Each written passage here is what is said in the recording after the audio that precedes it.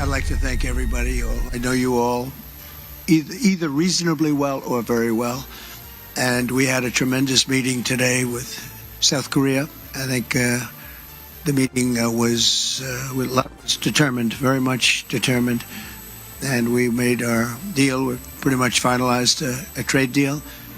Sinabi ni US President Trump na naging matagumpay ang pagpupulong ng mga opisyal ng Estados Unidos at South Korea hinggil sa trade deal ng dalawang bansa.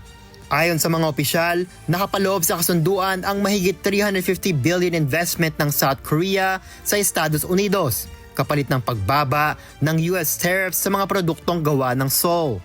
Ang halagang ito ay hahatiin sa $200 billion na cash installments at $150 billion para sa industriya ng shipbuilding, isang sektor na tutulungan umano ng South Korea na muling buhayin sa pamumuno ni President Trump. Inaasahang magdudulot ng malaking benepisyo ang kasunduang ito sa mga industriya ng Estados Unidos, ngunit ang mga detalye nito ay kailangan aprubahan pa ng South Korean Parliament. Itinalaga naman si US Commerce Secretary Howard Lutnick upang pamunuan ang Investment Committee na susuri sa mga posibleng proyekto sa ilalim ng kasunduan.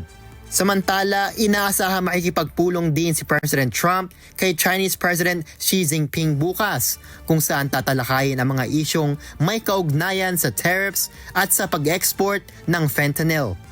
I meet with President Xi of China and I look forward to that. And we've been talking a lot over the last month, and I think we're going to have something that's going to be very, very satisfactory to China and to us. Ayon kay President Trump, posibleng bawasan ng US ang tariff sa mga produktong gawa ng China kapalit ng pangako ng Beijing na limitahan ang pag-export ng mga chemicals na ginagamit sa paggawa ng fentanyl. Miguel Rey de Leon, humahataw sa Balita Ngayon.